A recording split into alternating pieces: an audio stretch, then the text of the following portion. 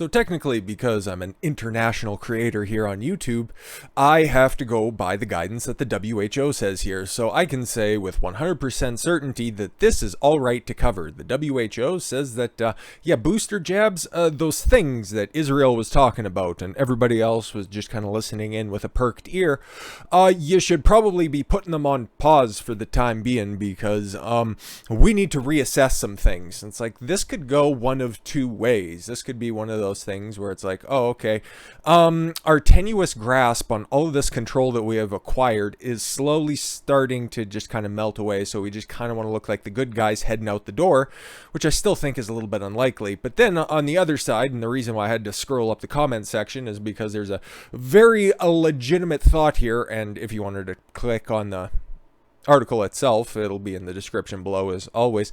You can take a look at the top comment that's there, and yeah, maybe they're doing a little revising based on what they found out when it comes to vaccinations, and because there's so much fluctuation in the different efficacy rates of how effective these things are. Like either they're super effective or there's a steep drop off at like the 6 month or 8 month point. So I don't know, maybe they should probably figure some stuff out before they start mandating stuff. That's not going to stop them, but we'll just cover this part first.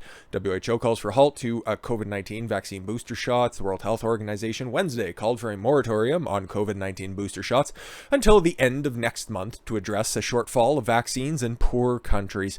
Yeah, I understand the concerns of all governments to protect their people from the Delta variant, but we cannot and should not accept countries that have already used most of the global supply of vaccines using even more of it, and while the world's most vulnerable people remained unprotected.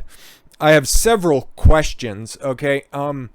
You guys might have heard these stories as well, and I could pull up an article or something, but most of these are just kind of secondhand information. But one thing that is indisputable is that these vaccines do in fact have an expiration date, okay? It was coming out that, what was it? I think it's the Moderna and the Johnson & Johnson jab. They have to be refrigerated, okay? And then, at least at the time when they were first coming out, the Pfizer BioNTech, that one had to be kept in specialty refrigerators, and they could not be kept, and there was a certain inject by date, otherwise they were just rendered useless. And you heard stories, you heard different accounts of this happening where unused vaccines were just getting poured out. So I don't buy this excuse for a single goddamn second, okay? This is mismanagement by the government once again, okay? Because way early back in the day, probably, I think it was like spring, Justin Trudeau announced for Canada, oh, I'm making a big old purchase for a bunch of jabs up here. How many are you getting? 250,000. Oh, okay. And the people in the old folks' home, they're going to be like third or fourth in line. What? Oh, and all of the people who have already been sick that are a part of the healthcare system, yeah, they're going to have to get the jab. They're going to be first in line. What are you doing here? And then it was a slow rollout. Now we're just taking a look at vaccination rates, and they're on par within every single province of the national average, about 70-ish% of adults 18 and over. And it's a little bit different up here in Canada specifically because most of our population outside of the little panhandle in Ontario is very, very spread out in the rest of the country outside of just a couple of little population hotspots in the different provinces. But most of the population is very spread out. 70%. You take a look at some of those herd immunity ideas from the different white lab coat community that's out there. It's either 75 to about 85% vaccination rates. Can't factor in because there's no proper way to track or trace or test outside of just positive test results of how many people who would have the antibodies in their system to supplement their immunity system.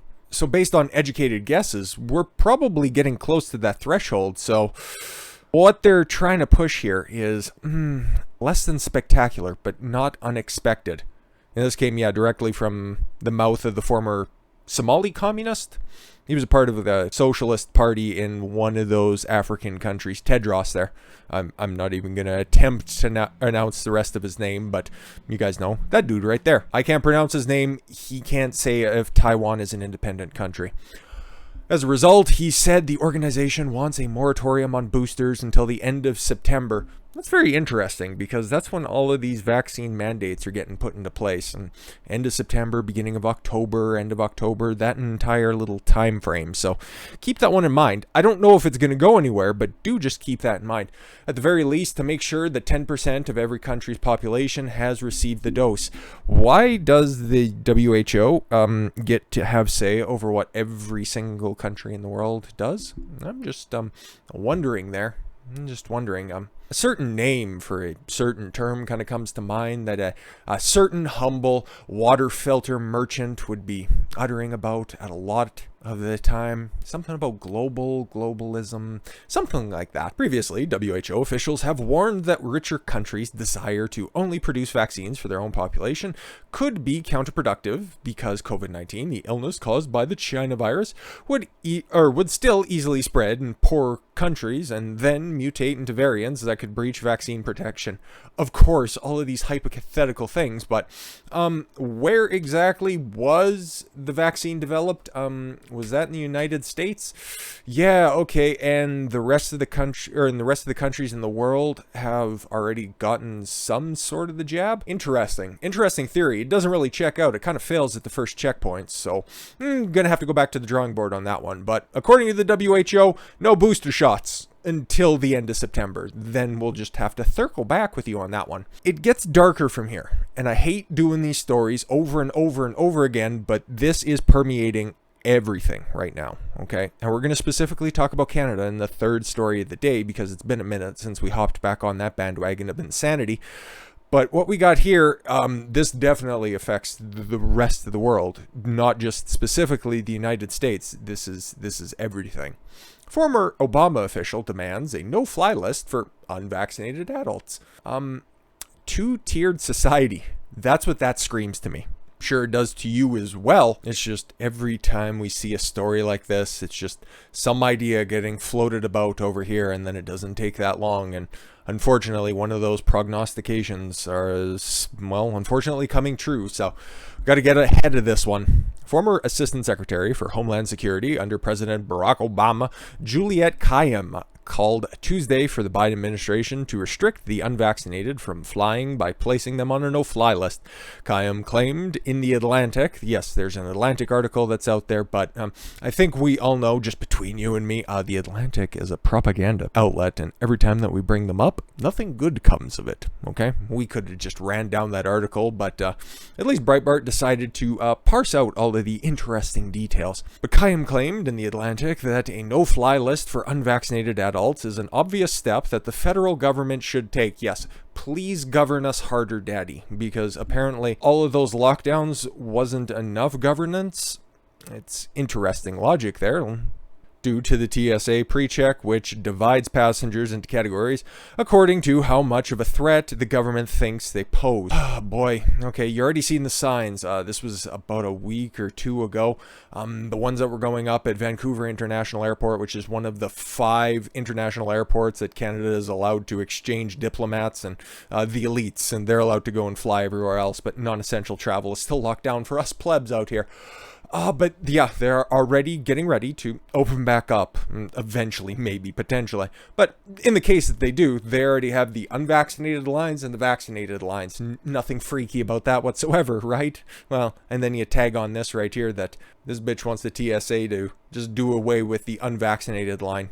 Perhaps she thinks that they'd be more comfortable on boxcars. At the time of the publication, the headline for the piece echoed this line, stating bluntly, unvaccinated people belong on the no-fly list. Okay, the headline has since been changed. The more ambiguous sentence, unvaccinated people need to bear the burden. Still doesn't make it any less intimidating, any less rhetorically vapid. Let me explain. Okay, because once again, a couple weeks ago, when a Republican governor from Alabama, Kay Ivey, said that we need to start blaming unvaccinated individuals. Now you have people in the media, former federal employees, saying basically the same thing, where you could shrug it off. It's like, oh, that's just, one of those very cute governors in one of those small states over there. This is, unfortunately, a big publication with a lot of viewership and a lot of readership that has the ear of the government. Because you guys remember during the election season, they also published the piece where they called President Donald Trump, the president at the time, said that doing a flyover to France and said that all of the dead soldiers that were in the cemetery were all suckers and losers, and continued to just natter on from there. It was a total work of fiction, but the feds ran with it. The DNC feds ran with that. Clearly, they have the ear, the Atlantic does, of the federal government. If you submit to heightened scrutiny in advance, Kime said, the TSA pre-check lets you go through security without taking off your shoes. A no-fly list keeps certain people off the plane entirely. And we've seen how good and comprehensive those no-fly lists are. They're normally, fucking spot on, right? The author continues, flying is not a right. That is correct. It's a service that you exchange money for in order to procure. And if one business doesn't want to take you, then another one will. Let's not confuse what rights and privileges are. Let's just not start throwing the idea of rights out there all willy-nilly. And the case for restricting it to vaccinated people is straightforward. It's not, but I guess if you're insane, this is what makes sense. The federal government is the sole entity that can regulate the terms and conditions of airline safety. Should they? No. Are they the sole regulators? No. Every individual airline has their own policy and procedures. Do they follow certain guidelines set out by the federal government? Of course. But again, she doesn't even get her facts right, and this is just an opinion piece, right? And although air filtration systems, that was a word, and mask requirements make transmission of the coronavirus unlikely during any given passenger flight. Okay, so you're already conceding the fact that most of these airlines have already taken the necessary precautions in order to keep their passengers and their customers safe. But that's not enough for you, you absolute tyrant. The whole point of international travel bans is to curb infections, in the destination country. To protect itself, the United States has such restrictions in place beyond limiting the virus's flow from hotspots to the rest of the country. Allowing only vaccinated people on domestic flights will change minds too. No. Again, this is another one of those people that want to give up liberty. They want to give up freedom, all in an exchange for safety, because that's what they value. Okay, I'm sure that they think that they're doing a virtuous good on this one. Okay, Kime thinks that this is one of those necessary things that everybody needs to just sacrifice a little bit more in order for us to return to normal. And if I do my part, you do your part, we'll all be in this together, and we can all just charge ahead into the future. Until something else comes along, something else that she can politicize and continue to ask you to give up more until we all live in the same fucking apartment complexes, look out the same square windows, go to the same government jobs, and buy the same government fucking bread. It's a slippery slope, and that's probably the end point, but again, we're already heading down the slide, and it's a bitch to fucking stop you.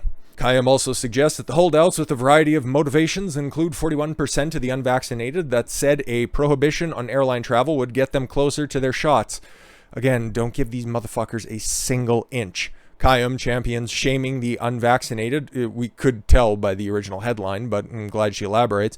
Who should face scorn among their peer group? Again, they couldn't get you on the fact that, yes, this is going to affect you, okay? They tried to lump all this fear on yourself, and then eventually it started to extrapolate. It's like, oh, okay, you're killing grandma. It's like, well, actually, the most effective killers of grandmas are governors in blue states. So it's like, okay, we've got to walk that back a little bit for a second. And it's like, oh, no, now it's a burden that only you can solve, because now you're going to be affecting the rest of your community. I hate this little turn in phrasing because apparently it's effective. Former Assistant Secretary Dictas, sure, I'm blanking on that, align with President Joe Biden shaming and punishing for those who refuse to become vaccinated. For instance, Biden told churchgoers in April that they were being ungodly if they did not receive the vaccine. Then, not long after that, the Catholic Church wants to excommunicate Biden for supporting abortion. So I don't know if I really want to take religious advice from a guy who has a high school photo with Jesus Christ. Somebody's fighting back, though. And Walmart Trump is really living up to his billing. Again, that's not to denigrate him whatsoever. I really like Ron DeSantis. He is the best elected official right now in a high position of prominence, and that's why they're going hard after him, okay? And by they, government, the media. You see it all the time, okay? 60 Minutes, that was a few months ago at this point, tried to run that hit piece by selectively editing up an interview, only to be put on blast by DeSantis and people even within the press corps saying, no, I was there, and that is the most edited work of fiction that was not broadcast on MTV in the 1980s. But Ron DeSantis, he continues to drop executive orders. He continues to sign pieces of legislation that comes through the House and the Senate in Florida, all to oppose the overarching agenda of the Biden administration. He's trying to push back against this stuff, and it's weird to try to compliment elected officials because mostly at the end of the day, I do think that their job should be irrelevant, but this is the system that we have, and you got to praise the people who are doing a good job in those positions. Like he says here, Ron DeSantis defends Florida against Biden's criticism on coronavirus. I'm standing in your way. Exactly like that old meme. There was a meme that Trump posted on his Twitter feed, well, when he still had it, obviously. I'm not the one that they're after. I'm just standing in the way. You guys remember that one? And yeah, apparently Ron does as well. Florida Governor Ron DeSantis on Wednesday dismantled the criticism from Joe Biden he received earlier in the week about the Chinese coronavirus cases in the Sunshine State. Biden has taken to himself to try and single out Florida over COVID coronavirus cases, DeSantis explained. However, he quickly followed up by saying Joe Biden ran for president on a platform of he was going to shut down the virus, which was absolutely and utterly fucking retarded. But whatever, that's how you could classify most things that come unscripted out of Joe Biden's mouth. Instead, Biden has imported more virus from around the world by having a wide open southern border. Ooh, fucking owned. Under Biden, there have been hundreds of thousands of people pouring across every month, and it's not just from Mexico, DeSantis said, noting that the border crossers are rarely from Mexico. You have over 100 different countries where people are pouring through. Not only are they letting them through, but they are then farming them out all across our communities, all across this country. Exactly. We've seen the flights, seen the reports of illegal aliens getting flown from the southern border into the heartland of America. That is happening. Are they getting tested? Come on. They don't want to spend that extra money. If they were really trying to do their job, they just spin them around backwards and then just huck them back over the border wall. But they don't, because those are the right type of immigrants. Haitians and Cubans, no, you're actually fleeing real distress. You're going to have to stay on that side of the border. DeSantis asked what Biden has against Florida, since he wants to force children in kindergarten to wear masks in school. Remember, over the age of 3 or 4, what are we at this point? It's something absurd. If you could think about it, if you could possibly conceive it, just give it enough time and these bureaucrats will make it happen. He said Biden doesn't believe parents should have to say that. Biden thinks that should be a decision for the government. Yeah, taking away autonomy from parents on how they raise their children.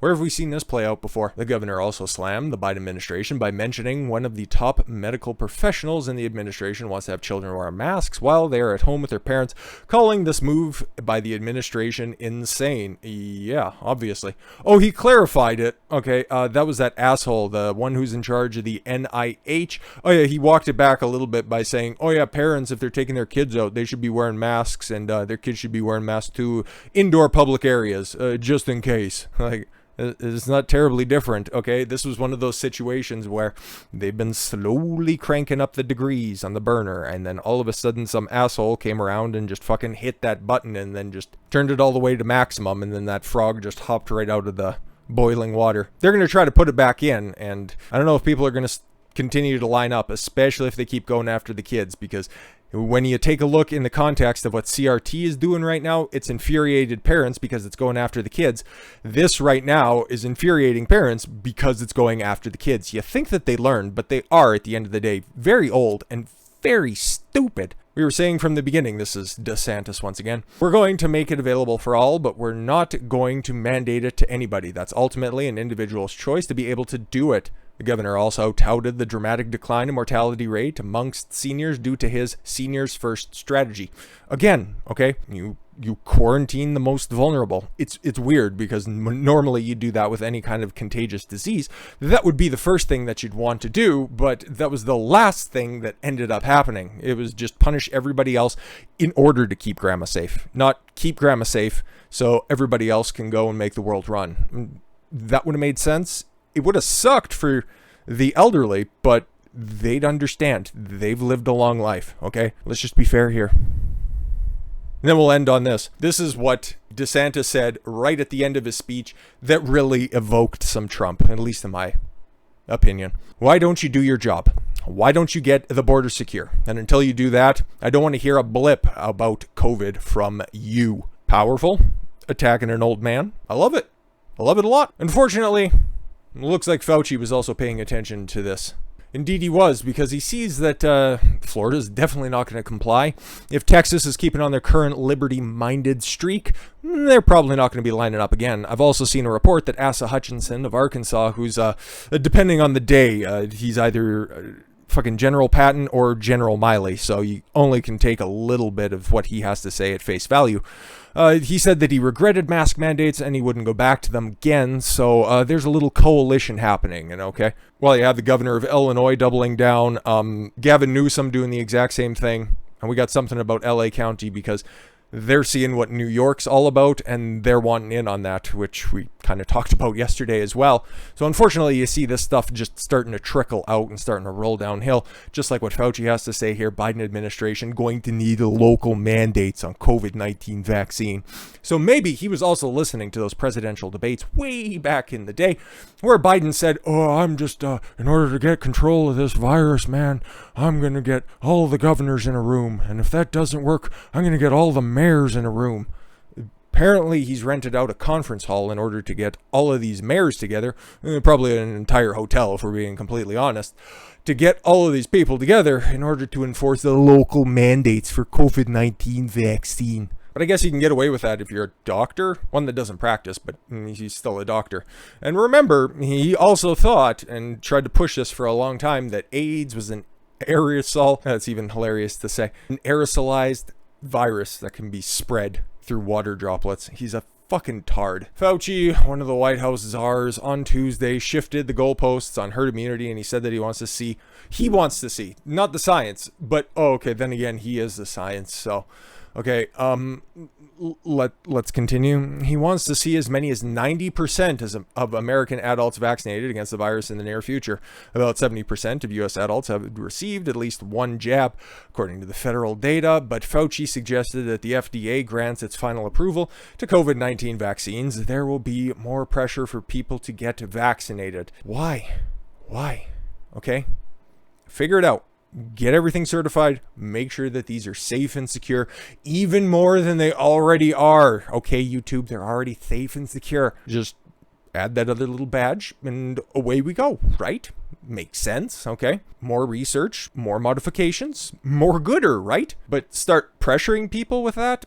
I don't like it. I really don't like it. Speaking during a news conference at the Center for Strategic and International Studies, Fauci said that he would settle for 70 to 80%, but I'd love to see 90%, describing the likely federal approval as a game changer.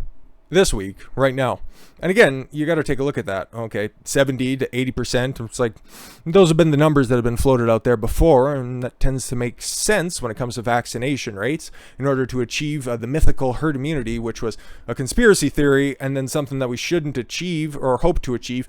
And then it just came back all of a sudden. Oh, okay, I see what's going on here. But now he wants it at 90%. And it's like, well, we've also seen the studies of what the human immune system... but I digress. These people don't care. They just want you to do what they say. Currently, the vaccines are being distributed and administered under the emergency use authorization. Yeah, and that also makes sure that Johnson & Johnson, Pfizer, Moderna, all of those other lovely big pharma companies that the left is just uncontrollably simping for can't be held accountable. Not in a legal sense, not in a criminal sense. They're just out there. Thanks to the Emergency Use Authorization Act. Later in the news conference, Fauci said that the Biden administration will need to rely on vaccine mandates at local levels. To get to 93 million unvaccinated people, he said, we're going to need local mandates. Fauci said that some enterprises are going to feel much more confident in local mandates for the vaccine. No, I can tell you with a fair amount of certainty. I don't trust my local government any more than I trust my provincial or let alone the federal government. I just don't like people telling me what to do. And to be completely honest, it's like if they weren't pushing this stuff so hard, maybe I wouldn't be pushing so hard against it. But you need to know who your enemies are. And it needs to be clear because they try to obfuscate literally everything when it comes to this stuff. So just be aware and be mindful. That's why, unfortunately, we have to continue to repeat this stuff over and over and over again. And then, like I said about LA County, it's like, yeah, okay, they've been floating the idea for a while. And now you take a look at this, LA City County, to consider requiring vaccinations to enter indoor spaces. Seeing what New York did, won a little piece for themselves because, about a month ago or something, they started to slap on mask mandates. So this just seemed like the natural progression of things. So just read a little bit of this. Proof of partial vaccination against COVID-19 will be required to enter public indoor spaces in the city of Los Angeles, including restaurants, bars, gyms, concert venues, movie theaters, and even retail establishments. Yeah, not dissimilar from what's happening with the key to NYC Pass, which is different than a vaccine passport. Okay, what? No. Under the proposal introduced Wednesday by City Council President Nuri Martinez. Fuck off. Enough is enough already. I agree. Oh no, you think it's totally different. Martinez, who co-introduced the motion with Councilman Mitch O'Farrell. Hospital workers are exhausted. Really? I've seen the numbers. Have you? No? Okay. Moms who have put aside their careers are tired. Or what about fathers who lost their jobs because you bureaucrats just lock everything down? How about them, but no women most affected? And our kids cannot afford the loss of another school year. Just talk to your teachers' unions if you want to avoid that, but you don't. You don't want to ever address the heart of the issue. All you want to do is just continue to push your control narrative. Whatever. What the fuck ever. And now, it doesn't get better. It doesn't get better. Joe Biden plans to mandate foreign visitors to the United States be vaccinated. Who saw this coming? Everybody. Actually, everybody. President Joe Biden is reportedly readying a plan that will require foreign visitors to the United States to show proof of vaccination for the Chinese coronavirus before entering the country. Yes, he wants to get his vaccination rates up, even though the rest of the developed world is already kicking the shit out of their vaccination rates. They do have a smaller population. I do understand. It's not really an apples to apples comparison. But he would love to be able to champion the fact that, yeah, we got 70, 75, 80% vaccination rates, and the rest of those countries out there, man, they aren't distributing the amount of vaccines that we have over on this side of the world. And you know what? In order for you to come across, because we don't want to put our people at risk, we're going to have to see some papers from you. Come on, man. A report by Reuters on Wednesday details a plan by the Biden administration that would require nearly all foreign visitors to be fully vaccinated against the coronavirus, according to the White House officials with knowledge of the plan. Reuters reports. The Biden administration has interagency, my mistake, a working group working in order to have a new system ready for when we can reopen travel, the official said, adding it includes a phased approach that over time will mean with limited exceptions, and in most cases those limited exceptions get exceptional levels of scrutiny. So don't bank on that. That foreign national travel to the United States from all countries need to be fully vaccinated. The White House has held discussions with airlines and others about how it would implement a policy requiring vaccines for foreign visitors. There are other questions the Biden administration must answer, including proof if it would accept vaccinations and if the United States would accept vaccines that some countries are using, but which have not yet been authorized by the United States regulators. Again, so they're just kind of shuffling the deck chairs on the Titanic because they're trying to do literally everything short of mandating vaccines for the entire population, okay? He thinks right now that he has jurisdiction over federal employees, and apparently anybody who broaches the border, which you can kind of understand in some sort of warped capacity, but I don't like it. But that's why you need to know about this, because it's not finalized. People aren't entirely sure when this is going to drop, but yeah, if Reuters is reporting on it, if Washington Post is doing some stuff on it too, you know it's coming. You know it's going to be coming by at least the end of the summer. We can hope for that much. That's what I've said. That's what a lot of people have said. This fall is going to be interesting. It's going to be interesting. And Yeah, it's just more tyranny, one step at a time. Biden administration expected to make vaccinations mandatory for all active duty soldiers. Yep. No, it was just the healthcare workers for the Veterans Association. No, it wouldn't be any farther than that. You know what? It was just the people who were, really in close proximity. We want to keep them safe. But now it's soldiers and active duty military. Now it's the Department of Justice. Interesting. Where's this going to stop? Better question. How much more are we going to put up with? U.S. Defense Secretary Lloyd Austin is likely to make COVID-19 vaccines mandatory for all active duty troops this week. And got a couple of days left. This comes after President Joe Biden asked the military to examine how and when to make that happen on July 29th. Boy, they're moving fast, and that's freaky. The Pentagon decision on how to proceed would come this week, said several officials. The Pentagon said troops could be among the first to receive the mandatory vaccine before upcoming deployments, according to CNN. Great. They previously said they would like to wait for the FDA approval, despite Biden's push for greater vaccination levels that could lead to them requesting a presidential waiver. Delightful. Pending a presidential waiver, troops could receive the vaccine before full approval by the FDA. But then again, you just take a look back at what old Dr. Deadeyes was talking about. Oh, once we get that verification, once we get that badge from the FDA, everything will be all hunky-dory, right? Yeah. They're all working in tandem together. And unfortunately, that team right there has a common enemy. They have a common enemy. And it's you. With that said, thank you all very much for the gift of your time. I've been Don Consuelo. I want you to follow your gut and get after it. Catch y'all later.